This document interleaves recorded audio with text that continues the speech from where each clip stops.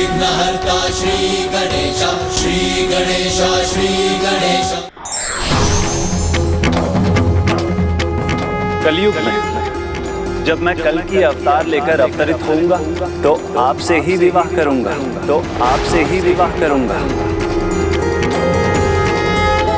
मैं अवश्य करूंगी आपकी प्रतीक्षा। कलयुग के आगमन पर आपकी भक्ति में आप ही का एक भक्त आपको पुकारेगा, तब आपका आविर्भाव होगा और वही भक्त त्रिकूट पर्वत पर आपको आपका विशेष धाम प्राप्त करने में सहायक बनेगा। और मेरे परम भक्त श्री हनुमान सदैव अपने लंगूरिया रूप में आपकी रक्षा हेतु उपस्थित रहेंगे। त्रिलोचन कुटुंबिनी माता, आपके पावन धाम की और आपके पवित्र तीर्थ स्थान की रक्षा करने के लिए मैं सदैव तत्पर रहूंगा। जब तक मेरे प्रभु कल की अवतार धारण कर नहीं लौटते, मैं सदा आपका रक्षक बनकर वहीं पर रहूंगा। माता, आपके उस दरबार में जो भी भक्त सच्चे मन से और भक्ति से आपके दर्शन करने आएगा, आपकी कृपा उस पर होगी, उसकी इच्छा अवश्य पूर्ण होगी। आपके भक्त आपको माता रानी, माता वैष्णो देवी के नाम से जानेगा।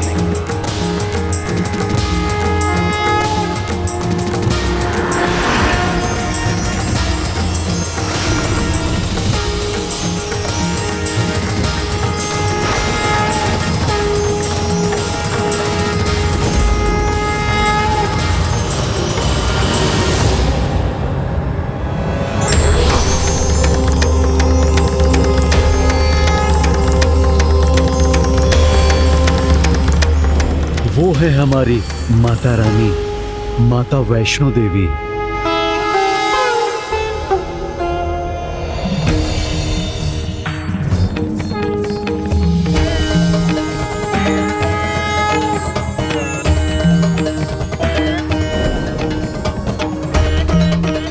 अद्भुत है माता रानी, अद्भुत है उनकी महिमा। अब मुझे ज्ञात हुआ, मेरे मन में जिनकी आकृति बसती है वो कोई और नहीं, माता वैष्णवी है। वो माता जिनमें तीनों माताओं का स्वरूप समाहित है। माता रानी सर्वथा अद्भुत हैं, सत्य हैं। और तब से कितने युग बीत गए, कलयुग भी आ गया, किंतु माता वैष्णवी आज भी प्रतीक्षा में है। और ये प्रतीक्षा केवल अपने प्रभु की नहीं, अपितु अपने महान भक्त की भी है। वो भक्त जो कलयुग में अपनी भक्ति से उनको उजागर करेगा, उन्हें उनके उचित धाम पर पहुंचने में उनका सहायक बनेगा। तब तो माता की प्रतीक्षा शीघ्र ही समाप्त होनी चाहिए। अपार सौभाग्य है उस भक्त का जो माता के प्रकट होने का स्वयं माध्यम बनेगा। आप अपनी भक्ति को कभी क्षीण मत होने देना। कौन जानता है माता के मन में क्या है? संभव है उनके वो भक्त आप ही हो।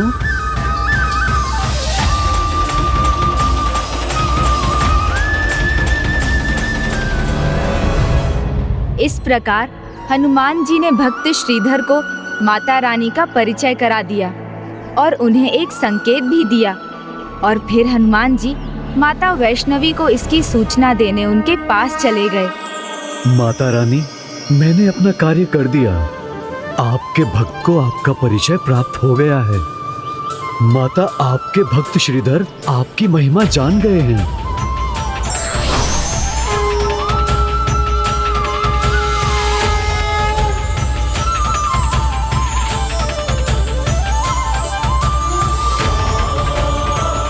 प्रणाम माता। माता, श्रीधर आपके विशेष भक्त हैं और उनका चुनाव सर्वथा उचित है। वो शीघ्र कलयुग में आपको उजागर करेंगे। योग्यता तो परीक्षा के बाद ही ज्ञात होती है हनुमान जी। आज एक परम भक्त ने एक अन्य भक्त को भक्ति का मार्ग दिखाया है, किंतु भक्ति का वो दीपक जो आपने उसके मन में जागृत किया है, अनेकों बवंडरों का सामना कर उस भक्त को भक्ति के इस दीपक को जागृत रखना होगा। परीक्षा प्रभु? कैसी परीक्षा? अपनी भक्ति को, अपनी योग्यता को प्रमाणित करने की परीक्षा। किंतु क्यों? श्रीधर की भक्ति का प्रमाण तो पहले से ही उपलब्ध था ना। फल धूप में तप कर पकता है, स्वर्ण अग्नि में तप कर निखरता है। उसी प्रकार भक्त को परिपक्व बनने के लिए भक्ति की परीक्षा देनी होती है। जो भक्त उस परीक्षा में खरे उतरते हैं वही सच्चे भक्त होते हैं। और भक्त श्रीधर की भक्ति की सच्चाई की गाथा यहीं से आरंभ हुई। जग जननी जय जय, माँ जग जननी जय जय। भयहारिणी भवतारिणी, भयहारिणी भवतारिणी, भवभामिनी जय जय। माँ जग जननी जय जय। प्रणाम माता रानी।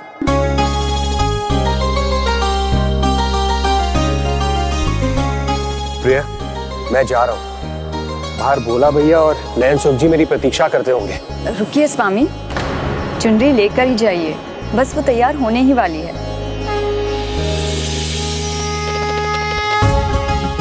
तो आपको स्मरण था प्रिय? स्मरण क्यों ना हो, जब से आपने माता वैष्णो देवी की कथा सुनी है, प्रत्येक जगराते में आप माता रानी को लाल चुन्नी अवश्य चढ़ाते हैं। और उसे तैयार करना मेरा कर्तव्य है, और मैं अपना कर्तव्य कभी नहीं भूलती। देखिए चुनरी। किंतु प्रिय, अब विलंब हुआ तो नयन सुख जी बहुत खरी खोटी सुनाएंगे, और आप तो जानती हैं क्रोध में उनकी जीभ स्वयं चलने लगती है। अपने पड़ोसी को कैसे न जानूंगी मैं, वो आपके वरिष्ठ तो बाद में हैं।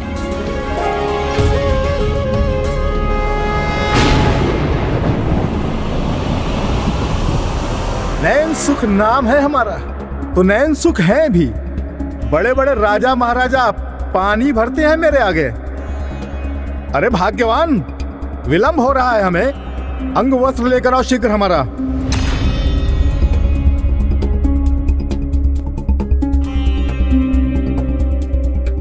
देखो लल्ला, मैं तुम्हारे लिए क्या लाई हूँ।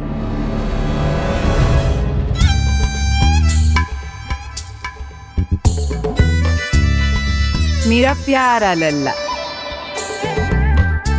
भाग्यवान, विलंब हो रहा है। विलंब तो मुझे हो रहा है अपने लल्ला को भोजन देने में। देखो लल्ला, मैं तुम्हारे लिए क्या लाई हूँ। मेवा है मेरे प्यारे लल्ला के लिए, है ना? नहीं नहीं, मुंह से निकालो अंगूठा। माँ, आप मुझे वचन दो कि मेवा चावल के बाद अच्छे अच्छे मिष्ठान भी दोगी ना माँ? हाँ, दोगी ना? हाँ हाँ, खिलाऊंगी ना, अवश्य खिलाऊंगी। मैंने अपने हाथों से जो बनाया है। मेरे लल्ला की इच्छा हो और मैं उससे पूरी ना करूं, ऐसा हो सकता है? चलो अब शीघ्र खाना खा लो, चलो। मैं नहीं खाऊंगा। भाग्यवान, मेरा अंग वस्त्र।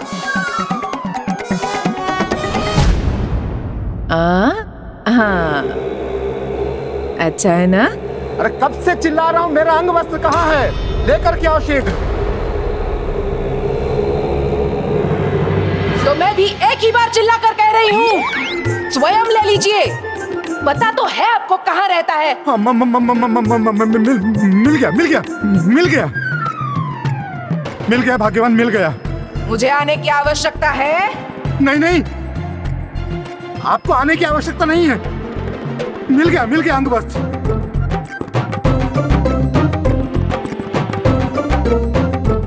कैसी भूल हो गई, अब कहीं विस्फोट न हो जाए। चुपके से निकल जाता हूँ, कहीं देख लिया तो और सुननी पड़ेगी।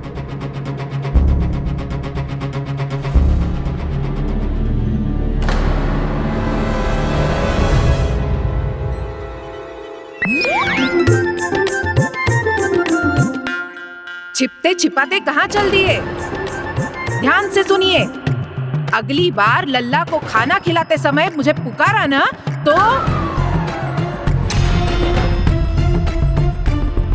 तो माँ नयन सुख से नयन दुख में बदल देंगी। क्या कर रहे हो? पिता हूँ तुम्हारा। वो मेरा प्यारा सा नन्हा सा बालक है, मेरा लल्ला है ना? बालक बोल रही है। इसका विवाह हो जाता तो 2 बच्चों का बाप होता स्वयं। माँ देखिए ना पिताजी को, आपके लल्लू को क्या कह रहे हैं? नहीं, मैंने कुछ नहीं कहा। मैं तो बस ये कह रहा था कि जगराते में समय से आ जाना। जगराते में विलंब से आना ठीक नहीं। ठीक है?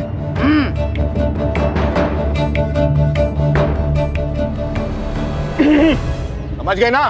देर मत करना। अरे भोला। प्रणाम नैनसुख जी। प्रणाम। अरे श्रीधर कहाँ रह गया? अभी तक नहीं आया। अरे श्रीधर आता ही होगा। अरे मैं बड़ा पंडित हूँ, वरिष्ठ हूँ, हर जगराते में उसको अपना सहायक बना करके ले जाता हूँ। अब देख लो, मैं आ गया हूँ लेकिन वो अभी तक नहीं आया। महानुभाव को विलंब हो रहा है।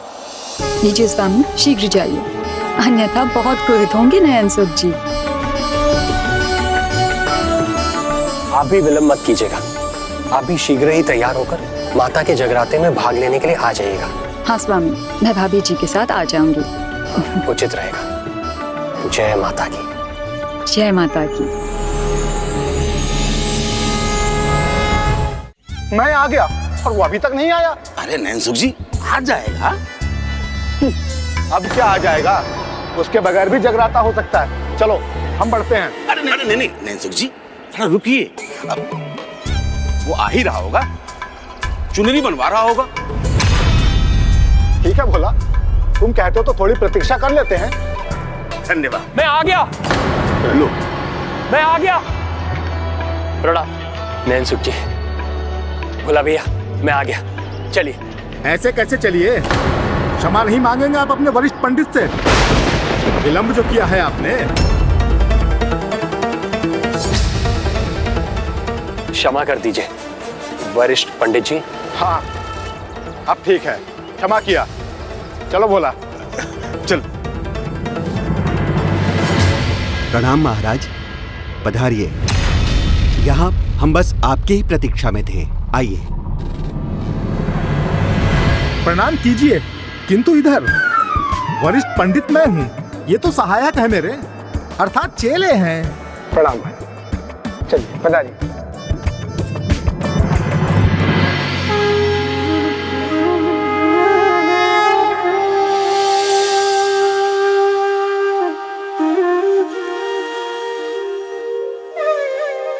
जय माता दी। शीघ्रता करनी होगी, बहुत शीघ्रता करनी होगी। माँ इतनी शीघ्रता किस लिए कर रही हो? अरे क्या करूं लल्ला, शीघ्रता नहीं की तो वो श्रीधर की पत्नी सुलोचना आ धमकेगी। उसकी कोई संतान भी नहीं है, तो शुभ कार्य में मैं उसके साथ क्यों जाऊं? क्या करूं? दया तो आती है सुलोचना पर, किंतु कितनी दया करूं उस पर? जब भी उसका मुंह देख लेती हूं तो कोई कार्य सफल ही नहीं होता।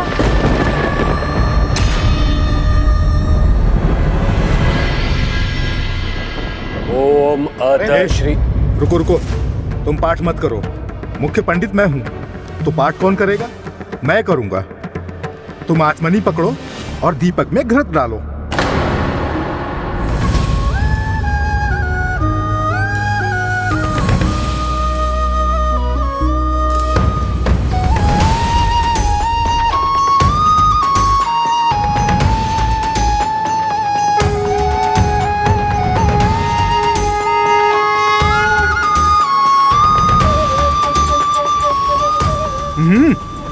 रुको। नैनसुख जी रोक नहीं रहे हैं, कह रहे हैं कि चुनरी पहले माँ की चरणों में अर्पित करो, फिर भेंट चढ़ाओ, है ना नैनसुख जी? अन्यथा माँ के चरणों में कोई चुनरी चढ़ाए और नैनसुख जी मना करें, ऐसा कभी हो सकता है? हाँ हाँ वही तो, चुनरी चढ़ाओ, माता रानी को चुनरी अवश्य चढ़ाओ, किंतु विधि पूर्वक चढ़ाओ। क्यों भाई श्रीधर, तुम अभी तक इतना भी नहीं सीखे?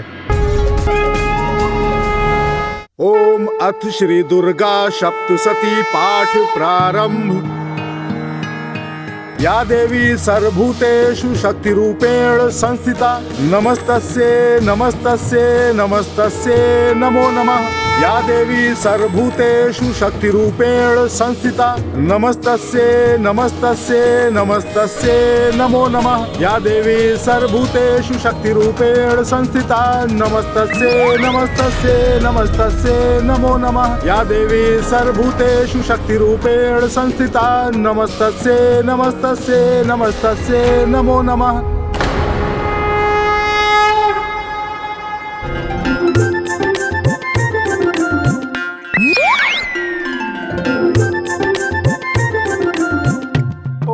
ओम काली, ओम जयंती भद्रकाली।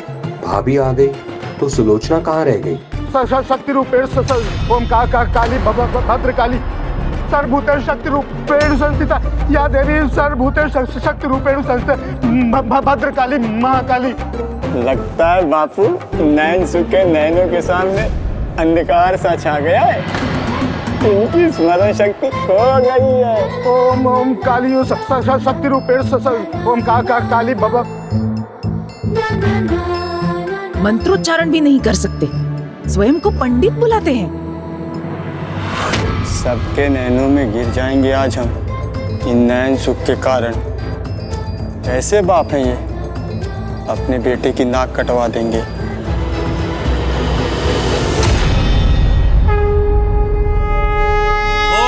जयंती मंगला काली भद्रकाली कपालिनी, दुर्गा क्षमा शिवा धात्री स्वाहा स्वधा नमोस्तुते।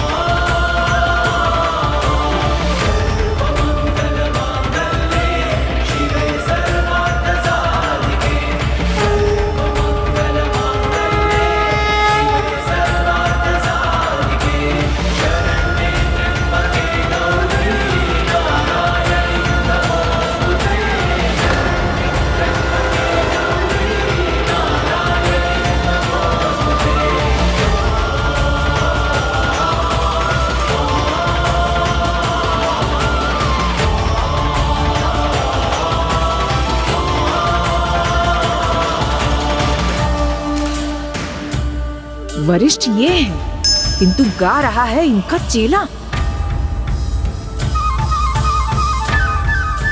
माता रानी कुछ भी कृपा कीजिए, माता रानी मेरी गुहार सुनिए, मेरी गुहार सुनिए माता रानी, मेरी भी गोद भर दीजिए माता।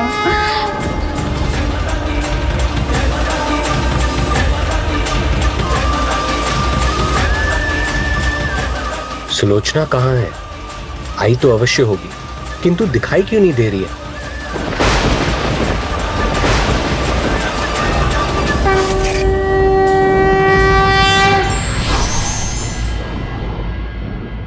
व्यक्ति की विनम्रता उसे सम्मान दिलाती है और योग्यता से उसे उचित स्थान की प्राप्ति होती है।